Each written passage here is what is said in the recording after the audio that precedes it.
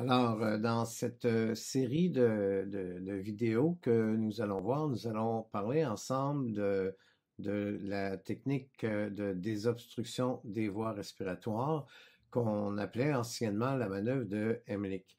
De plus en plus, on utilise plus l'expression désobstruction des voies respiratoires ou tout simplement DVR pour désobstruction des voies respiratoires. Donc, nous allons voir ensemble les signes et symptômes, nous allons voir les techniques qu'on peut utiliser, mais nous allons surtout parler du principe qui se cache derrière finalement chacune des techniques qu'on peut utiliser pour aider quelqu'un qui se retrouve en obstruction des voies respiratoires. Alors, comment on peut désobstruer une personne qui est en obstruction complète? Donc, tout d'abord, nous allons parler ensemble des comment on identifie en fait une personne qui se retrouve en obstruction des voies respiratoires. Donc, les signes et symptômes d'une obstruction des voies respiratoires, il y a d'abord l'obstruction partielle. Donc, quand on parle d'une obstruction partielle, c'est une personne qui est encore capable finalement d'émettre des sons, qui est encore capable de tousser, d'avoir une inspiration relativement efficace pour pouvoir expulser l'objet, donc par elle-même, donc par la toux, bien que sa respiration émette des bruits anormaux, on a quand même une bonne amplitude respiratoire pour pouvoir tousser. Donc, les sons peuvent être aigus, il peut y avoir un certain sifflement. Bien sûr, la personne a de la difficulté à parler et à respirer, mais elle est encore capable d'inspirer suffisamment pour pouvoir produire une toux productive pour expulser l'objet. Les signes extérieurs, bien souvent, le visage devient rouge foncé, et il y a avec ça un état de panique. On dit souvent que le signe universel, on enseigne ça dans les cours bien souvent, que le signe universel de l'étouffement, c'est que les gens mettent les mains à la gorge. Vous allez voir dans les vidéos qui vont suivre cette vidéo-là que ce n'est pas nécessairement tout à fait réel. En fait, ce n'est pas vrai que c'est un signe universel. Bien entendu, quand quelqu'un met ses mains à la gorge, c'est un bon signe que probablement qu'elle est étouffée. Mais ce n'est pas tous les cas, et je vous ai préparé une série de vidéos pour démontrer que dans des situations réelles d'étouffement, donc avec la technologie d'aujourd'hui, on a des caméras un peu partout, il y a des gens qui ont été filmés en étant dans une obstruction d'étouffement, dans une situation d'étouffement, et vous allez voir qu'ils ne mettent pas nécessairement les mains à la gorge. L'autre signe d'obstruction, en fait, on va parler d'une obstruction qui est complète. À ce moment-là, la personne n'est plus capable ni de parler ni de tousser. Elle n'émet plus aucun son ou que de très faibles sons. Donc, en fait, on n'a pas besoin d'attendre qu'il n'y ait plus aucun son. Ce qu'il faut être capable d'évaluer, c'est est-ce que la personne est capable de prendre une inspiration suffisamment efficace pour pouvoir expulser l'objet. Si ce n'est pas le cas, donc l'obstruction est complète ou presque complète, on peut intervenir quand même. Donc souvent aussi, on nous dit dans les formations qu'on doit attendre qu'il n'y ait plus aucun son avant d'intervenir.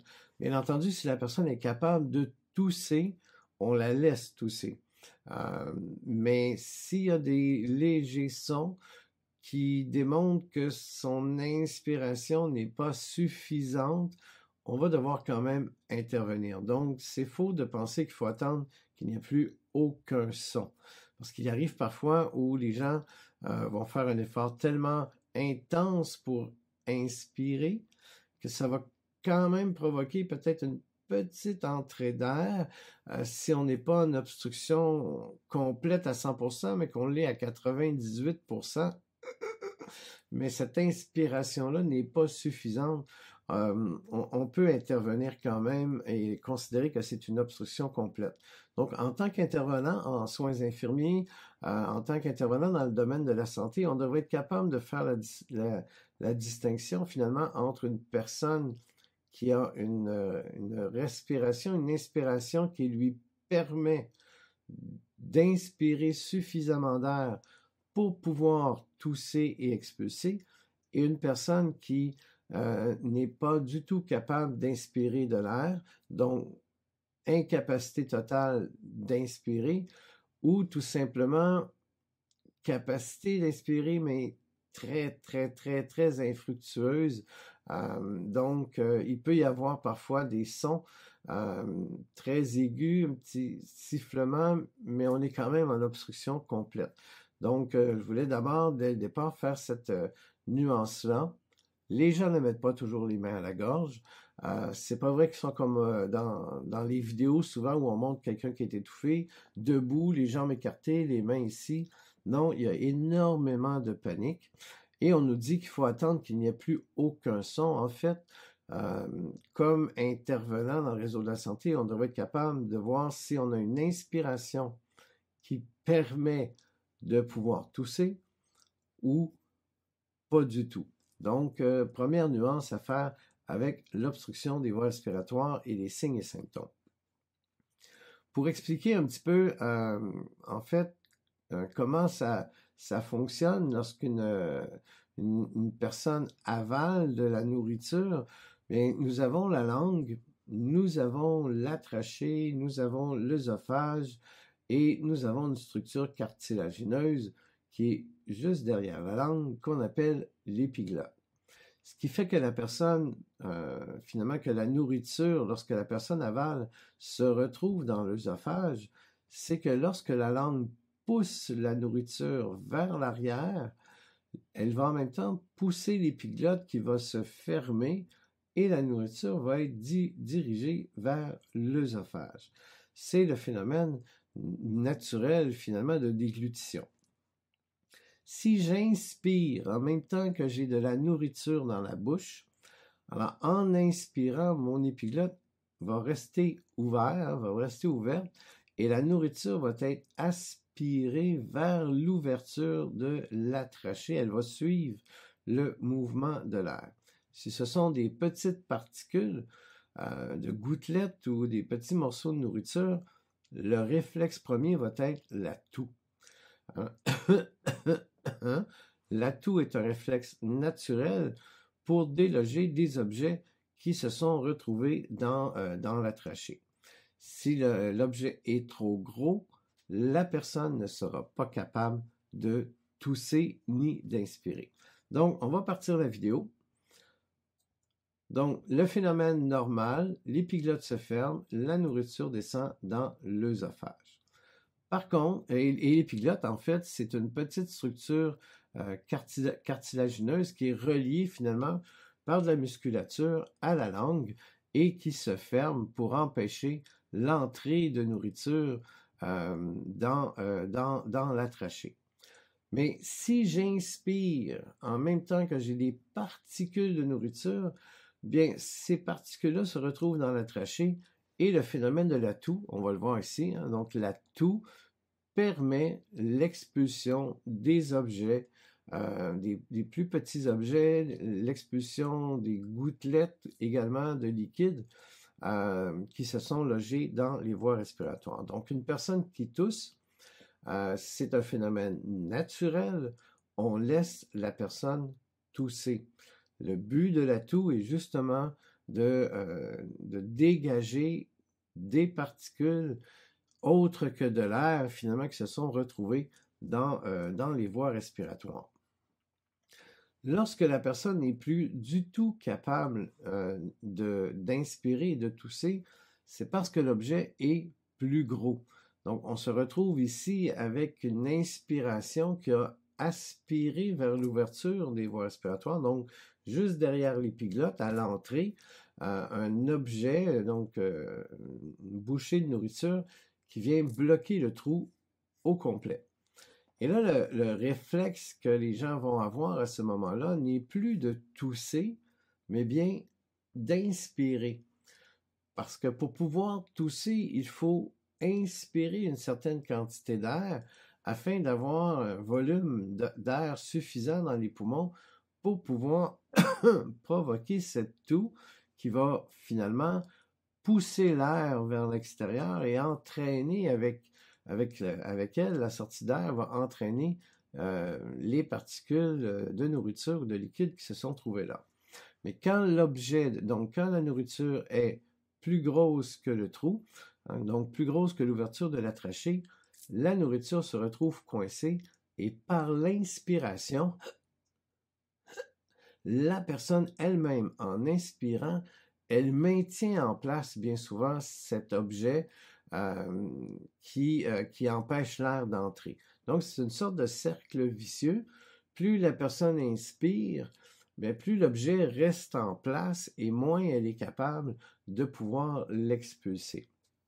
Donc, une des premières choses à faire lorsqu'une personne s'étouffe, c'est de lui dire d'arrêter d'inspirer finalement et de tousser, donc d'inverser le mécanisme réflexe. L'inspiration à ce moment-ci est un mécanisme réflexe. La personne ne réfléchit plus, elle est en panique et tout ce qu'elle veut, c'est faire entrer de l'air, mais cet air-là n'entre pas parce que la nourriture bloque l'objet. Donc, d'abord, premier geste à faire, première chose à dire à quelqu'un qui s'étouffe, tousser et même aller jusqu'à lui dire de recracher l'objet parce que inconsciemment aussi, dans notre inconscient collectif, la nourriture, c'est impoli de recracher un morceau de nourriture qu'on va avoir dans la bouche. Donc, les gens vont pas, bien souvent, ils vont se retenir pour provoquer une toux suffisante pour expulser l'objet. Ils vont même souvent essayer de tousser dans une force seulement minime pour pouvoir réavaler l'objet. Donc, encourager la personne à tousser et même à expulser, donc à cracher cet objet-là, souvent va briser le mécanisme réflexe d'inspiration. Si ça ne fonctionne pas, nous allons devoir faire finalement une pression au niveau des poumons. Alors là, il y a plusieurs techniques et avant de vous parler des techniques, en fait, avec cette image-là, ce que je veux vous montrer, c'est quel est le principe qui se cache derrière chacune des techniques de la désobstruction des voies respiratoires.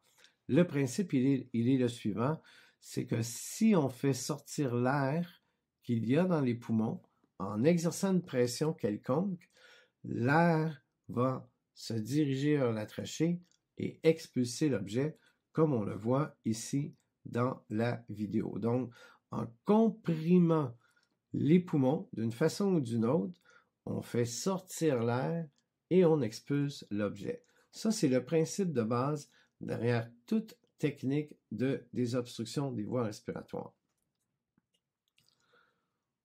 Plus je comprime les poumons, plus l'air va être expulsé.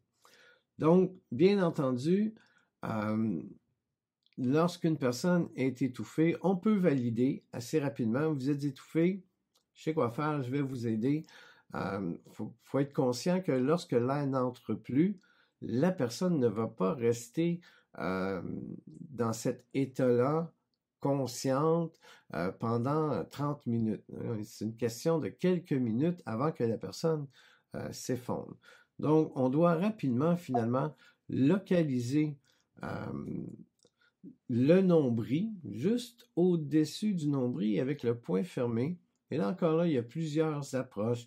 Il y en a qui disent de mettre le pouce à l'intérieur du poing fermé, peu importe. Ce qu'il s'agit, c'est d'avoir une surface plane.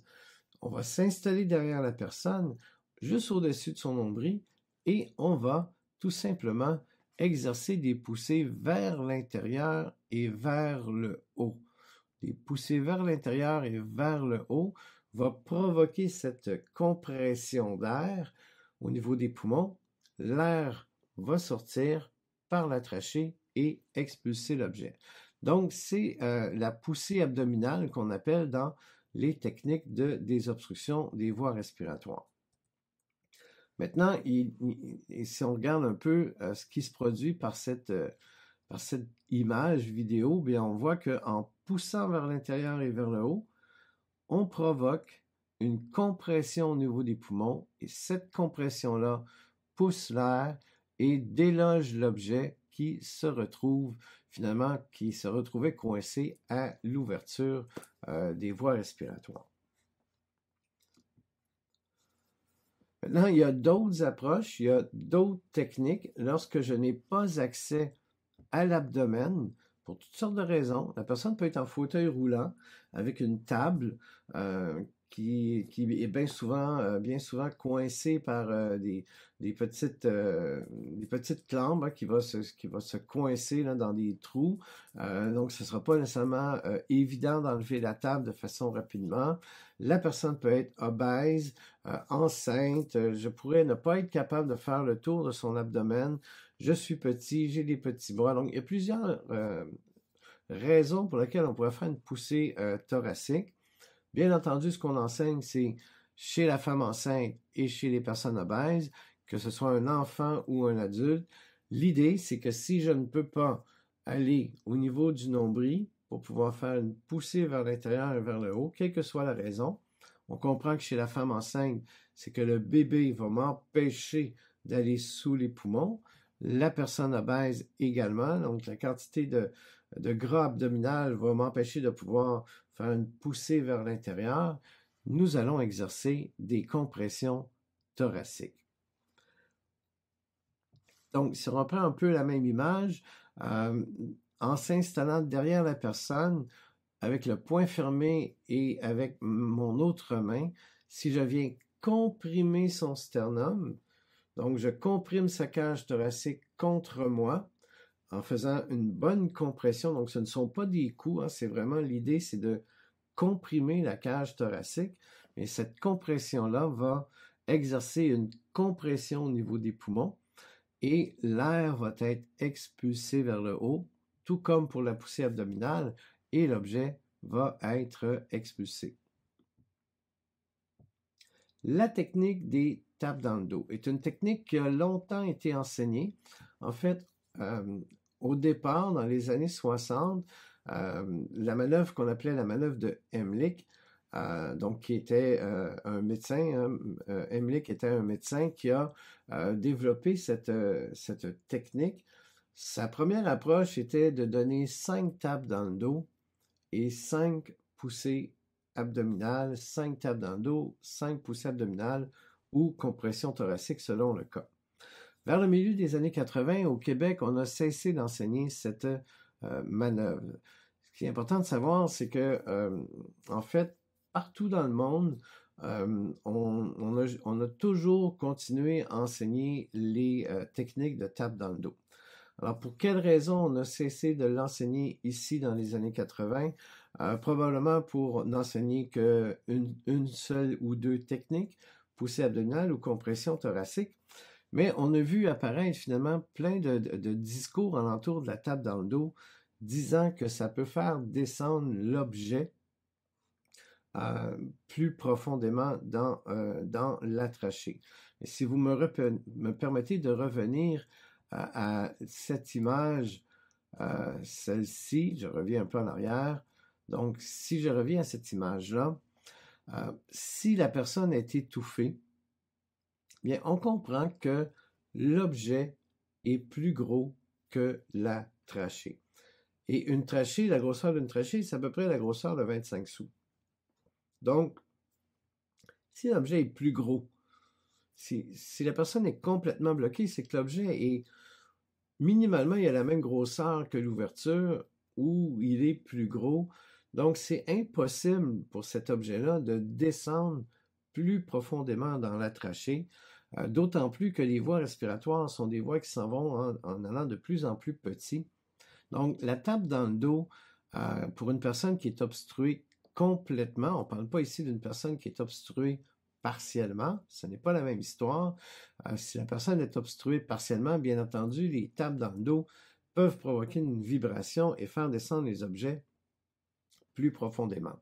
Mais quand on parle d'une obstruction complète, la nourriture qui bloque le trou est au moins la même grosseur, sinon plus gros que l'objet, donc il ne peut pas descendre plus bas. Et la tape dans le dos peut faire le même effet finalement en faisant une compression comme au niveau de l'abdomen.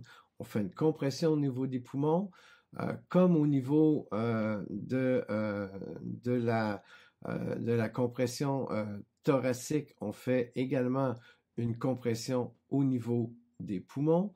Il en est de même pour la tape dans le dos. Vous remarquez que la personne vient encercler avec son bras vers l'avant, ce qui fait que lorsqu'on va donner une tape dans le dos, bien voici l'effet, c'est qu'on vient quand même faire une compression au niveau de la tape, au niveau de la cage thoracique, donc au niveau des poumons, et cette compression d'air-là peut expulser l'air et faire provoquer l'expulsion de l'objet. On s'entend qu'il faut que ce ne sont pas des petites tapes, mais il faut que ce soit quand même quelque chose qui va être relativement ferme pour pouvoir provoquer cette compression-là. Donc, nous avons plusieurs approches et plusieurs techniques pour permettre la sortie de l'objet, pour permettre la désobstruction des voies respiratoires. La poussée abdominale peut provoquer cette pression-là.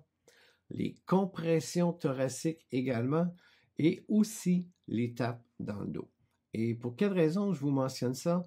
C'est que dans un contexte médical, dans un contexte de soins infirmiers, en CHSLD, à l'hôpital, c'est pas vrai que les gens qui s'étouffent se lèvent debout, se mettent tous les mains à la gorge et attendent qu'on vienne faire des poussées abdominales ou des compressions thoraciques. Il y a énormément de panique et vous allez voir dans les vidéos que je vous ai mis par la suite, il y a des cas réels et la plupart du temps, les gens ne sont pas comme on nous le montre dans les livres.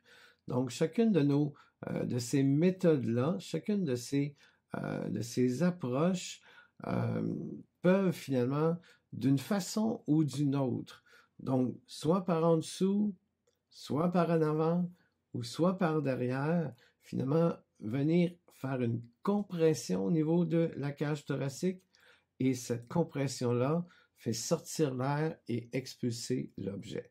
Donc, c'est le principe qui se cache derrière la technique finalement ou les différentes techniques de désobstruction des voies respiratoires. Et c'est la même chose chez les enfants comme chez les adultes. La nuance qu'on va faire, c'est au niveau des nourrissons. On peut, eux, les mettre à l'envers, donc les prendre sur notre avant-bras. Je vais vous mettre une vidéo également là-dessus, où on va y aller par une alternance de tape dans le dos. Et encore là, on comprend maintenant pourquoi les tapes dans le dos chez le nourrisson fonctionnent. C'est parce qu'en tapant dans le dos, on comprime la cage thoracique et on fait une sortie d'air, ou on fait des compressions thoraciques. Donc, ça va être une alternance des deux techniques. Donc, dans les prochaines vidéos qui vont suivre, dans cette série de vidéos H5P dans notre programme Moodle, donc je vais vous mettre, je vous ai mis une série de plusieurs vidéos, une chaîne de vidéos. Malheureusement, elles sont en anglais. On a peu de vidéos francophones sur le sujet, mais ce sont tous des situations réelles d'étouffement. Donc, on a maintenant des caméras un peu partout.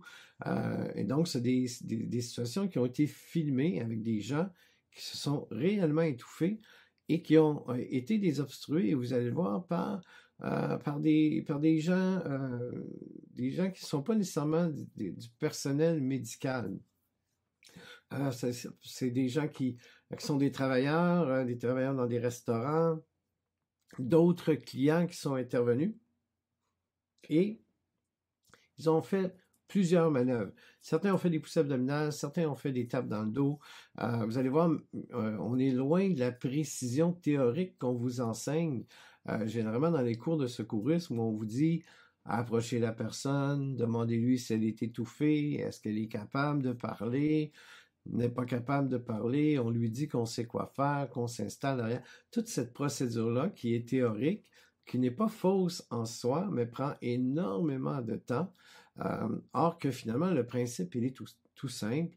Si j'arrive à faire sortir l'air par une pression quelconque au niveau de la cage thoracique et au niveau des poumons, l'objet va être expulsé. Donc, je vous laisse dans la suite des vidéos de cette série H5P, où malheureusement elles sont en anglais, mais vous allez voir, ce ne sont pas tous des vidéos qui sont très longues, 1 ou 2, 3 minutes, gros maximum chacune, où vous allez voir différentes techniques non officielles, bien entendu, c'était filmé dans la rue, donc ce ne sont pas des techniques qu'on enseigne officiellement, mais vous allez voir qu'à chaque coup, à chaque fois, la manœuvre a fonctionné. Et pourquoi elle a fonctionné? Vous comprendrez maintenant que c'est parce qu'on a réussi à exercer une sortie d'air par une technique poussée abdominale, tape dans le dos, etc. Donc, je vous laisse et on se revoit pour une prochaine vidéo.